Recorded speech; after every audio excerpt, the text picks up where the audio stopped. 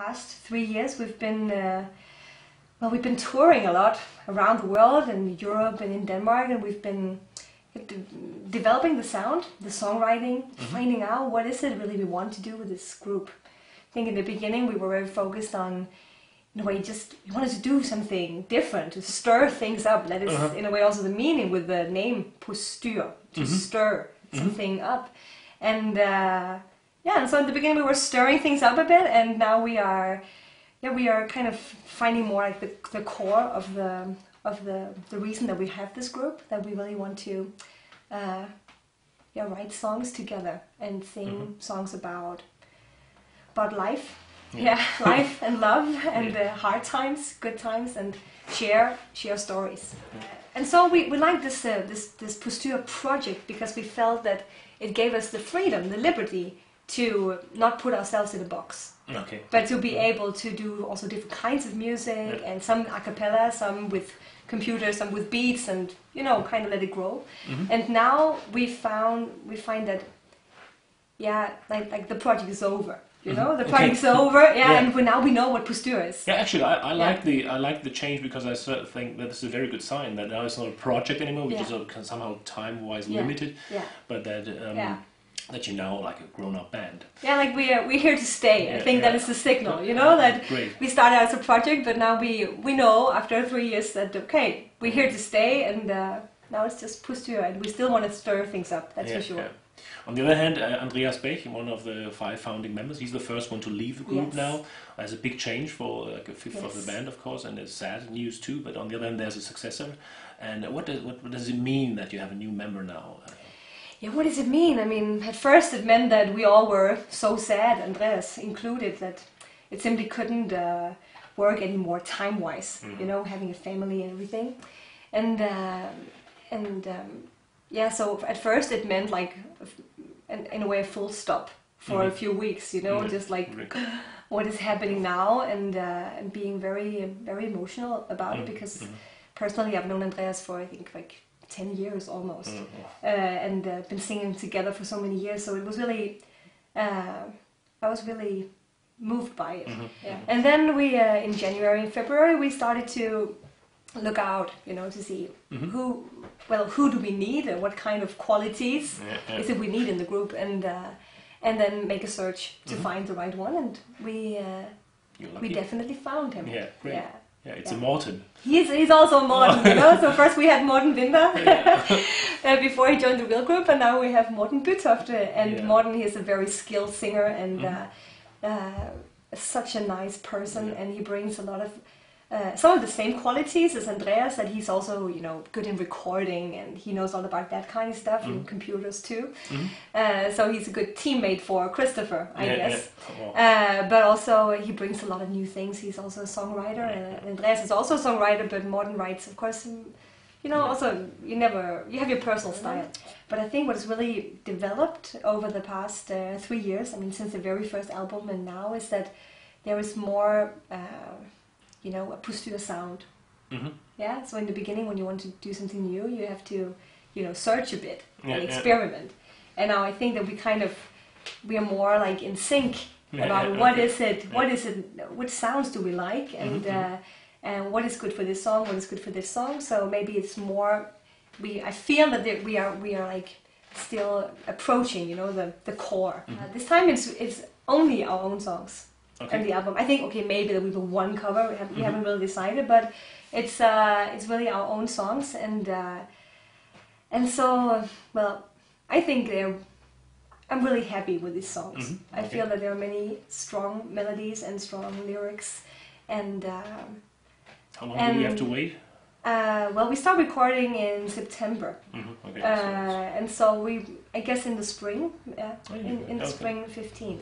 Okay. Let's look at your background. You're based out of Aarhus, Denmark, still a city of 260,000 people in the north of Denmark. How comes that so many people all around the world already have heard about this not so big city, and how has it become like one of the vocal music centers of the world? Yeah, it's a good question. I think there are a number of factors in play, but I think maybe the most important factor is the Jens Johansen factor. Jens is the conductor of Vocal Line. It's a big pop choir out of Aarhus, and he's just amazing. Vocal Line is a choir that he founded like almost 25 years ago, and while working with the group, he's met so many singers and choir leaders, had such an impact on so many singers and choir leaders. He was also teaching at the university and the conservatory, and so I think you can really see his musical influence in the way so many other singers and choir leaders teach and sing today. It's the Vocal Line school, basically. It is in a way the Vocal Line school. And of course, being in a small city, in a small country, it's easy to share ideas. Because you actually have a chance of meeting each other. You don't live like 1,000 kilometers away. So it's very easy to communicate and exchange ideas. It's an amazing community. I can only recommend everybody to go to Denmark. Maybe in 2015, I think the next Aarhus Local Festival is scheduled, and this is also the best way to meet all these fascinating people. I've been teaching since I was 16, because I grew up far out in the countryside where no one else knew anything. And so even though I only knew a little bit more, then there was the opportunity of getting started. So I've been teaching singers individually for about 14 years now, and then for the past 5-6 years I've decided to work more with groups, and then lately I'm working in a way more with groups than with individual singers. You returned to Asia to teach there. How did this come about, and how was it like? Well, I've been over the past years I've been in contact with the Singapore Acappellazone Society about a number of things, but only on emails. We've been writing back and forth, and then in January I got an email by Angelina Chu, who's the head of Singapore Acappellazone Society, inviting me over there for their annual. It's not a festival, it's more like a project. They call it the Vocal Edge Project, where they bring in some foreign person, to share, a cappella person to share their point of view on a cappella music, vocal music. And this year they were interested in CVT, but also in this whole Scandinavian way. What is it we're doing in Scandinavia?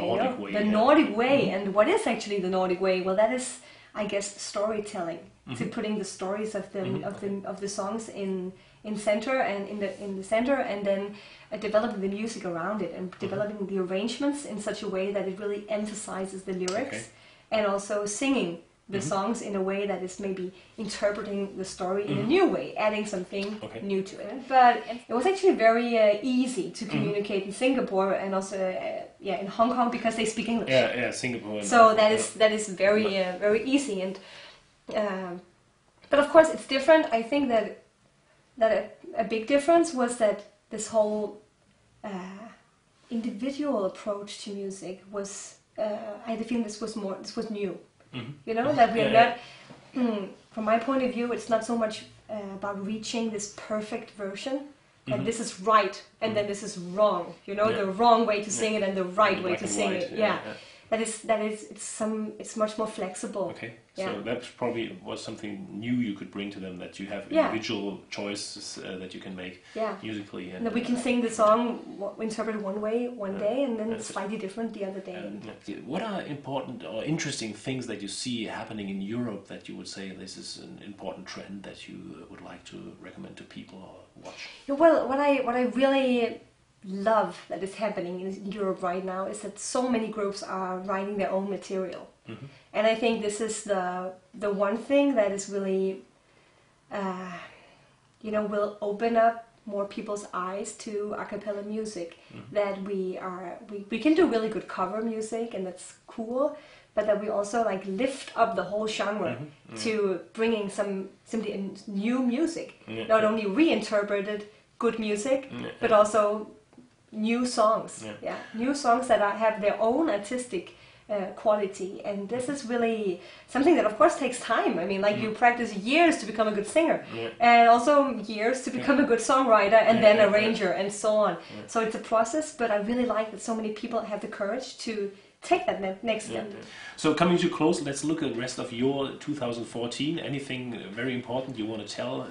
Well, for me personally, it's this big thing is coming up that Christopher Postyr and I, we did this new book.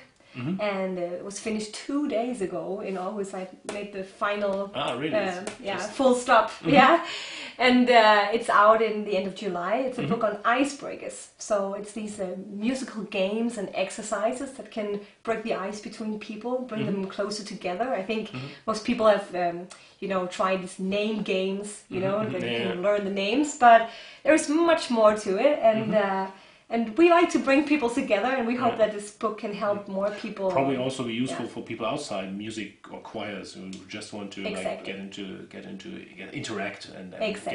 lost of their inhibitions and things like that. Yeah. That's fantastic. A book. Wow. A book. And you can order it by the Postyr website, postyrproject.com. Yet. Let's see how this is going to change.